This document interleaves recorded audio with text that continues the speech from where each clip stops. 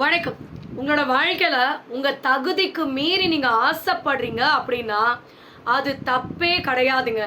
ஏன்னா நம்மளோட தகுதி என்ன அப்படிங்கிறது நமக்கு தாங்க தெரியும். யாராவது ஒருத்தர் உன் தகுதிக்கு மீறி நீலாம் ஆசைப்படாத, இதெல்லாம் உனக்கு தேவையில்லாத விஷயம் அப்படின்னு சொல்கிறாங்கன்னா தெளிவாக நல்லா புரிஞ்சுக்கோங்க. உங்கள் தகுதிக்கு மீறி நீங்கள் ஆசைப்படுறது தப்பு கிடையாதுங்க.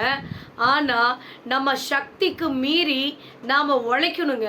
ஸோ உங்களுடைய தகுதி அப்படிங்கிறது அடுத்தவங்க உங்களை பற்றி தீர்மானிக்கிறதோ, உங்களை பற்றி பேசுகிறதோ, உங்களை பற்றி அவங்க ஜட்ஜ் பண்ணுறதோ கிடையவே கிடையாதுங்க. உங்களை பற்றி நீங்கள் முடிவு பண்ணுறது தான் உங்களுடைய தகுதி அப்படிங்கிறத தெளிவாக புரிஞ்சுக்கோங்க. ஸோ உங்களோட தகுதி இதுதான் அப்படின்னு யாருக்கும் நீங்கள் இடம் கொடுத்துறாதீங்க. இவனால் இவ்வளோதான் முடியும், இதுக்கு மேலே இவனால் செய்யவே முடியாது அப்படின்னு அடுத்தவங்க என்றைக்குமே உங்களை ஜட்ஜ் பண்ணவே கூடாது. ஸோ உங்களோட வாழ்க்கையில் உங்களோட லெவல் என்ன அப்படிங்கிறத நீங்கள் தாங்க உருவாக்கணும். ஒரே ஒரு விஷயத்தை மட்டுமே நம்ம சாதிச்சிட்டோம் அப்படின்னா அவ்வளோதான் என்னோட லெவல் அப்படின்னு நீங்களே உங்களை மட்டம் தட்டி வச்சுக்காதீங்க.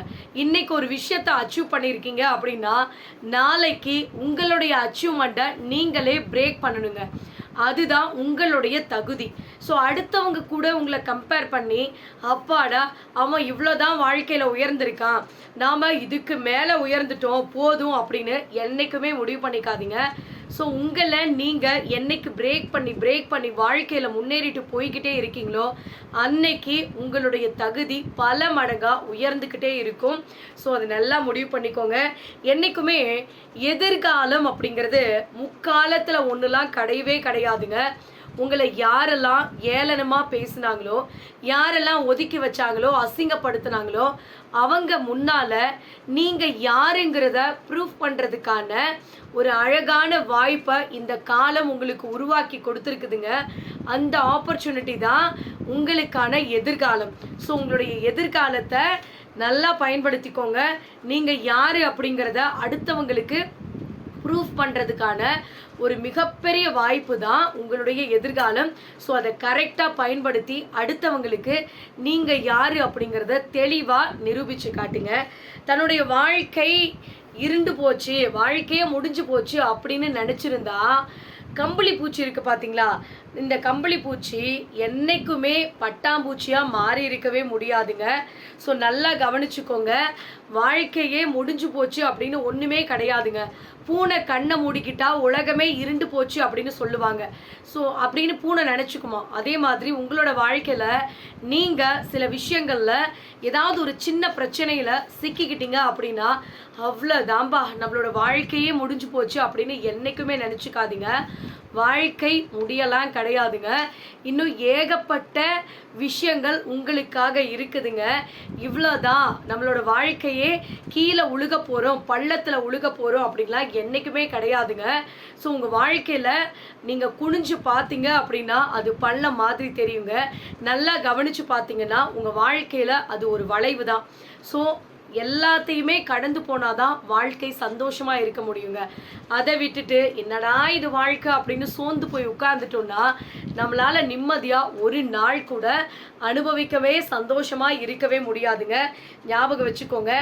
என்னால் முடியும் அப்படிங்கிற அந்த தன்னம்பிக்கை கொண்ட எந்த மனுஷனும் எந்த சூழ்நிலையிலையும் அடுத்தவங்களுடைய உதவிக்காக காத்திருக்கவே மாட்டாங்க.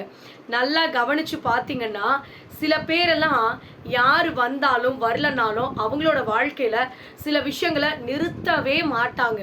ஸோ ஒரு பழமொழி கேள்விப்பட்டிருப்பீங்க, பூசாரி வர வரைக்கும் அமாவாசை காத்திருக்குமா அப்படின்னு கேட்பாங்க. அதே மாதிரி தான் உங்கள் வாழ்க்கையில் சில பேரை நம்பி ஏமாந்து போய் உட்கார்ந்துருக்காதீங்க. யார் வர வரைக்கும் உங்களுடைய வெற்றியை நீங்கள் தள்ளி போடாதீங்க. யாருக்காகவும் உங்களோட வாழ்க்கையை காத்திருந்து நீங்களே உங்களோட வாழ்க்கையை அழிச்சுக்காதீங்க, அவ்வளோதான். ஸோ யார் வந்தாலும் சரி வரலனாலும் சரி இது உங்களோட வாழ்க்கை. யாருக்காகவும் வெயிட் பண்ணிவிட்டு உட்கார்ந்துருக்காதீங்க. உழைக்க ஆரம்பிங்க. உங்கள் வாழ்க்கையை நீங்கள் தாங்க வாழ ஆரம்பிக்கணும். யாரும் உங்களுக்காகலாம் வந்து உங்களோட வாழ்க்கையை வாழ மாட்டாங்க. கஷ்டப்படுற நேரத்தில் கையை தூக்கி விட மாட்டாங்க. ஸோ நல்லா புரிஞ்சுக்கோங்க. அடுத்தவங்களுடைய சிந்தனையால் கூட நம்ம உயரலாங்க. ஸோ அடுத்தவங்க சொல்கிற அந்த அட்வைஸ்னால, அவங்க சொல்கிற சில விஷயங்கள்னால, அவங்களுடைய அனுபவத்தினால நம்மளோட வாழ்க்கையில் நாம் உயரலாம். ஆனால் என்னைக்குமே உழைப்பு மட்டும் உங்களுடையதாக இருக்கணுங்க.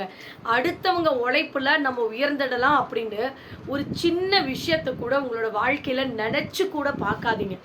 ஏன்னா ஒரே ஒரு சின்ன உதவி அடுத்தவங்க உங்களுக்காக உதவி செஞ்சிட்டாங்கன்னு வச்சுக்கோங்களேன், கடைசி வரைக்கும் நீங்கள் அவங்களுக்கு அடிமை மாதிரி இருந்துக்கிட்டே இருக்க வேண்டியதாங்க. ஸோ உங்களை அவங்க நல்லா யூஸ் பண்ணிக்குவாங்க. நல்லா கவனிச்சுக்கோங்க. வாழ்க்கையில் நல்ல நேரம் கெட்ட நேரம் அப்படிலாம் ஒன்றுமே கிடையாதுங்க. நமக்கு சாதகமாக சில வாய்ப்புகள் அமைந்தும் நாம் அதை பயன்படுத்திக்கலன்னு வச்சுக்கோங்களேன், அதுதான் நமக்கான மிகப்பெரிய கெட்ட நேரம்.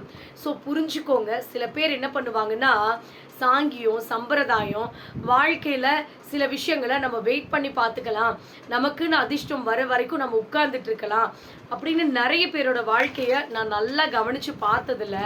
ஒரே ஒரு விஷயம் என்னன்னு கேட்டிங்கன்னா, அவங்களோட வாழ்க்கையில் அவங்களுக்கு சொல் புத்தியும் இருக்காது, சுய புத்தியும் இருக்காதுங்க. அடுத்தவங்களுக்காக வெயிட் பண்ணியே தன்னுடைய வாழ்க்கையை வீணாக்கி இருந்திருப்பாங்க. அதே மாதிரி நமக்கு நல்ல நேரம் வரட்டும், நம்ம வாழ்க்கை எப்படியாவது முன்னேறிடும் அப்படின்னு நம்பியே தன்னோட வாழ்க்கையை தொலைச்சிட்டு இருக்கிற மனுஷங்க நிறைய பேர் இருக்காங்க. ஸோ நல்லா புரிஞ்சுக்கோங்க. உங்கள் வாழ்க்கையில் கெட்ட நேரம் அப்படின்னு ஒரு விஷயம் இருக்குன்னா, உங்களுக்கான வாய்ப்பை நீங்கள் பயன்படுத்திக்காத இருக்கிறது தான் கெட்ட நேரங்க. அதிர்ஷ்டம் அப்படிங்கிறது நல்ல நேரம்லாம் கிடையாதுங்க. நீங்கள் உங்களுடைய இலக்கை அடையிறதுக்காக நீங்கள் உழைக்கிற ஒவ்வொரு நேரமும் நல்ல நேரம் தாங்க, உங்களுக்கு அதிர்ஷ்டமான நேரம் தாங்க. ஸோ வாழ்க்கையில் உழைச்சிக்கிட்டே இருங்க. உங்கள் வாழ்க்கை நிச்சயமாக ஒரு நாள் முன்னேறுங்க. வெற்றிக்கான கதைகள் இருக்குது பார்த்தீங்களா, யாருடைய வாழ்க்கையுடைய கதைகளாக இருக்கட்டும், இல்லை யாரோ சில பேர் அவங்களுடைய அனுபவத்தை உங்ககிட்ட ஷேர் பண்ணுறாங்கன்னு வச்சுக்கோங்களேன், அவங்களோட வாழ்க்கையில் இருக்கிற அந்த சக்ஸஸ்ஃபுல்லான ஸ்டோரிஸை மட்டுமே நீங்கள் கேட்காதீங்க. அதுலேருந்து வெறும் தகவல்கள் மட்டும்தான் உங்களுக்கு கிடைக்கும். ஸோ இவங்க எப்படி ஜெயிச்சாங்க, இப்படி என்ன பண்ணாங்க, எப்படிலாம் முன்னேறினாங்க அப்படின்னு சில சின்ன தகவல்கள் மட்டும்தான் உங்களுக்கு கிடைக்கும். ஆனால் தோல்வி அடைந்தவர்களுடைய கதைகளை எடுத்து படித்து பார்த்தீங்கன்னு வச்சுக்கோங்களேன், அவங்க சொல்கிற சில அனுபவங்களை நீங்கள் நல்லா கவனித்து பார்த்தீங்க அப்படின்னா, வாழ்க்கையில் இதுக்கு மேலே நம்ம எப்படியெல்லாம் தோக்கக்கூடாது அப்படிங்கிறதுக்கான ஒரு அருமையான யோசனைகளை அந்த கதையிலேருந்து நீங்கள் தெரிஞ்சுக்குவீங்க. ஸோ நல்லா கவனிச்சுக்கோங்க. வாழ்க்கையில் ஜெயிக்கிறவங்களுடைய ஸ்டோரிஸை விட தோற்று போகிறவங்களோட ஸ்டோரிஸை படித்து பாருங்கள், வாழ்க்கையில் நீங்கள் தோற்று போகாமல் இருக்கிறதுக்கு.